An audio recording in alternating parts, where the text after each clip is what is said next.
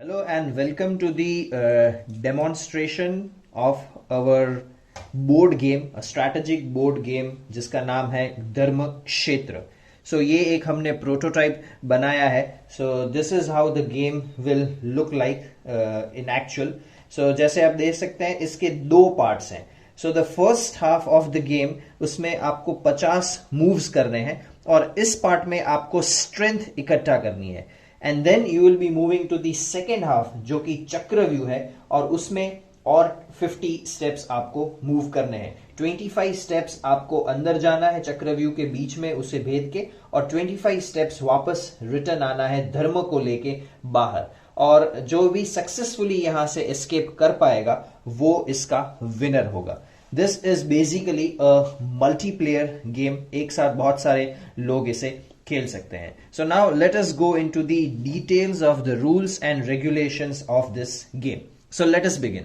सो जैसे आप देख सकते हैं कि यहां पे जो फर्स्ट पेज है वो यहां से 1 से लेके 50 तक है. सो गेम की शुरुआत ऐसे होगी कि जो कोई भी प्लेयर खेल रहा है उसे गेम शुरू करने से पहले अपने डाइस में से, जो हमारे केस में ये है, उसमें एक रोल आएगा. मतलब एक नंबर जब तक नहीं आएगा तब तक वो गेम आगे नहीं खेल सकता. एक पे अगर आप यहां देखेंगे तो पंचजन्य है जो कि कृष्ण का कौंच है, यानी कि शंख है, जिसे फूंक कर उन्होंने कुरुक्षेत्र का जो युद्ध था उसका आगाज किया था. तो इस कुरुक्षेत्र धर्म क्षेत्र को शुरू करने के लिए भी प्लेयर्स को पहले 1 रोल करना पड़ेगा अपने डाइस पे. सो जैसे फॉर एग्जाम्पल एक प्लेयर ने डाइस रोल किया और एक आया फॉर एग्जाम्पल यहां पे.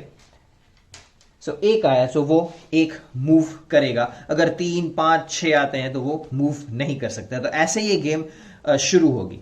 फिर आपको इस गेम में पहले अगर आप देखें तो यहां पे ऐसे 7 इमेजेस बने हुए हैं. तो आपको पता होगा कि पांडवों की 7 अक्षौहिणी सेना थी और उनके 7 कमांडर्स थे, जिसमें शिखंडी था, द्रुपद था, नकुल था, सहदेव था, धृष्टद्युम्न था.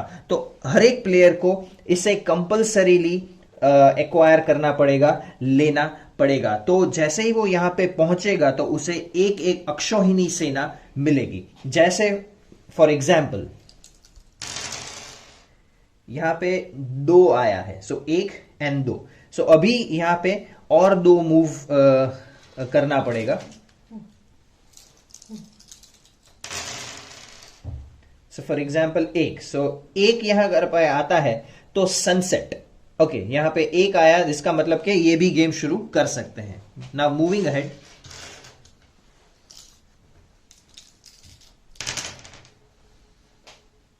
एक और. सो जैसे आप देख सकते हैं यहां पे सनसेट है. सनसेट का मतलब है कुरुक्षेत्र में जब सूर्यास्त हो जाता था तो युद्ध आगे नहीं उस दिन का खेला जाता था. तो जिस प्लेयर का जो ये मूव है वो सनसेट पे आया है तो उसका एक जो ट्रायल है वो स्किप हो जाएगा और उसके कॉम्पिटिटर्स को ट्रायल जाएगा. सो टर्न उसका आएगा.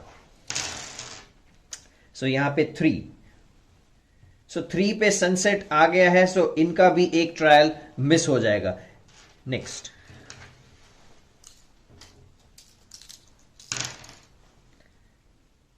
वन, 2. ओके, 2. नेक्स्ट. जैसे कि इनका सनसेट था इसलिए इन्हें 2 ट्रायल मिल रहे हैं. 2. ओके, सो इनका भी सनसेट हो गया है. सो ये गेम ऐसे आगे. इस गेम में एक ट्रिक ये है. इस गेम की एक पिक्यूलियर रूल ये है कि आप बैक एंड फोर्थ दोनों तरफ मूव कर सकते हैं.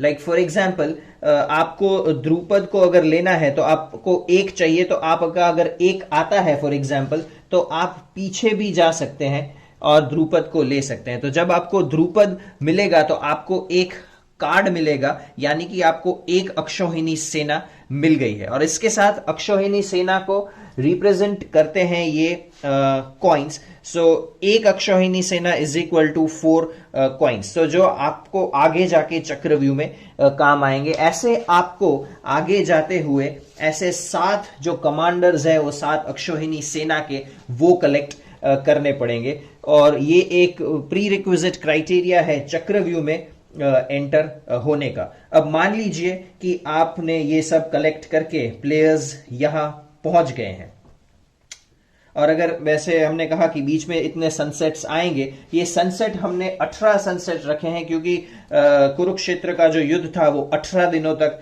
चला था। तो बीच में जब आप सनसेट पे आएंगे तो आपको एक अपना जो ट्रायल है वो स्किप करना पड़ेगा। अब यहाँ पे गेम में एक ट्विस्ट है।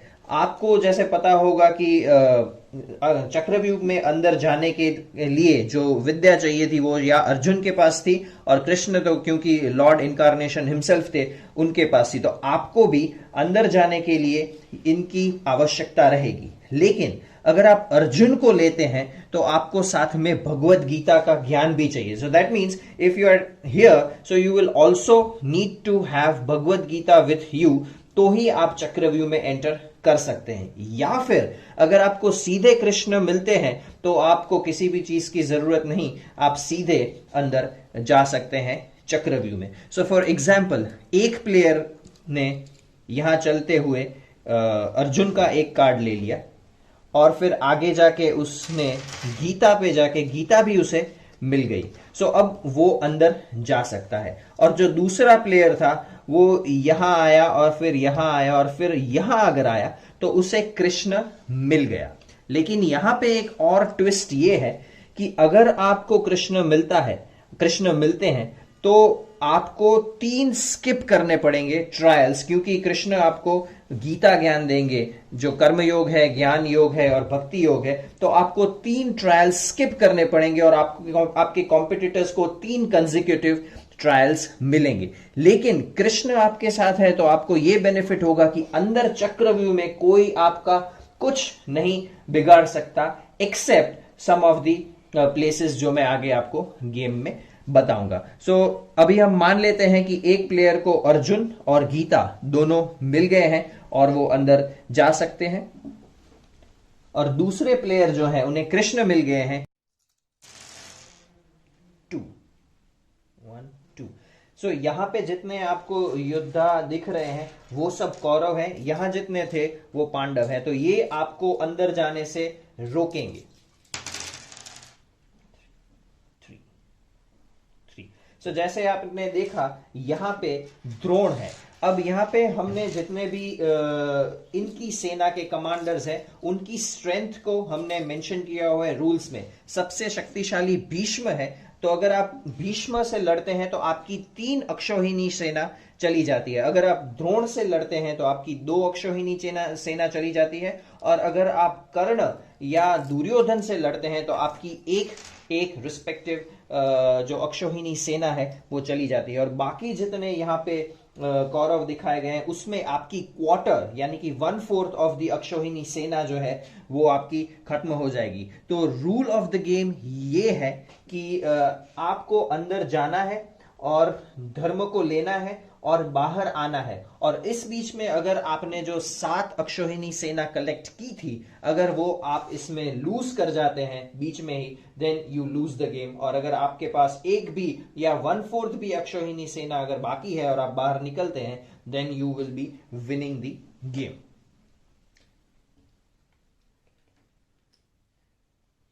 एक यहां पे ट्विस्ट ये है, क्योंकि अगर कृष्ण आपके पास आ गया था तो जैसे मैंने पहले बताया कि कृष्ण अगर है तो आपको किसी भी चीज से डरने की जरूरत नहीं। आपकी एक भी अक्षौहिणी सेना नहीं मरेगी क्योंकि आपके पास कृष्ण है। लेकिन एक पॉइंट पे, जो कि है परीक्षित क्रोन यानी कि परीक्षित का जो मुकुट है, तो अगर आपको स्टोरी पता हो को परीक्षित ने वो जो मुकुट पहना था उसकी मति भ्रष्ट हो गई थी और उसने ऋषि के गले में मरा हुआ सांप डाल दिया था। तो जब मति भ्रष्ट हो जाती है तो भगवान आपका साथ छोड़ देते हैं। तो इस केस में अगर कोई प्लेयर यहां पे आता है तो वो उसके पास जो कृष्णा का पावर है वो चला जाता है और उसको वो वापस दे देना पड़ता है। So now only he is left with the 7 अक्षौहिणी सेना, और उसी के साथ उसको यहां पे लड़ना पड़ेगा और बाहर निकलना पड़ेगा। और जो व्यक्ति सबसे पहले अंदर धर्म तक पहुंच के उसे लेके बाहर निकल सकेगा, he would be the winner of this game. Game में कुछ ट्विस्ट पॉइंट्स भी हैं, जैसे अगर आपके पास अर्जुन है और आप परीक्षित के मुकुट के पास आते हैं तो आपको कुछ नहीं होगा। ये सिर्फ अगर आपके पास कृष्ण है तो ही आपके पास साथ जो है कृष्ण का छूट जाएगा।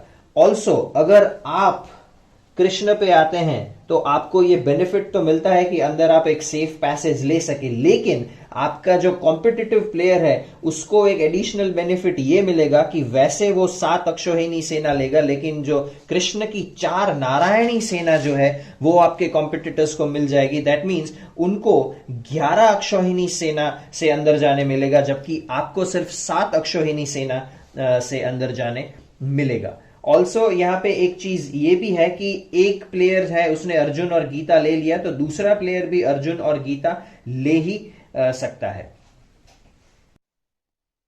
तो फ्रेंड्स ये थी पूरी गेम, और इस गेम में जैसे जैसे कोई मूव करेगा और उसे कार्ड्स मिलेगा तो जितने कैरेक्टर्स है उनके एक प्लेकार्ड्स होंगे और प्लेकार्ड्स के पीछे उन कैरेक्टर्स के बारे में बताया गया होगा, और जहां पे जितने रूल्स एंड रेगुलेशंस हैं वो रूल्स एंड रेगुलेशंस जो है उसके पीछे की जो स्टोरीज हैं उसको भी वो प्लेकार्ड्स के पीछे बताया जाएगा। तो with the fun of playing this game हम लोगों तक जो हमारा एंशियंट एपिक नॉलेज है महाभारत का वो भी पहुंचाने में ये हमारा प्रयत्न रहेगा। तो आई होप कि आपको ये समझ में आ गया होगा। Thank you very much.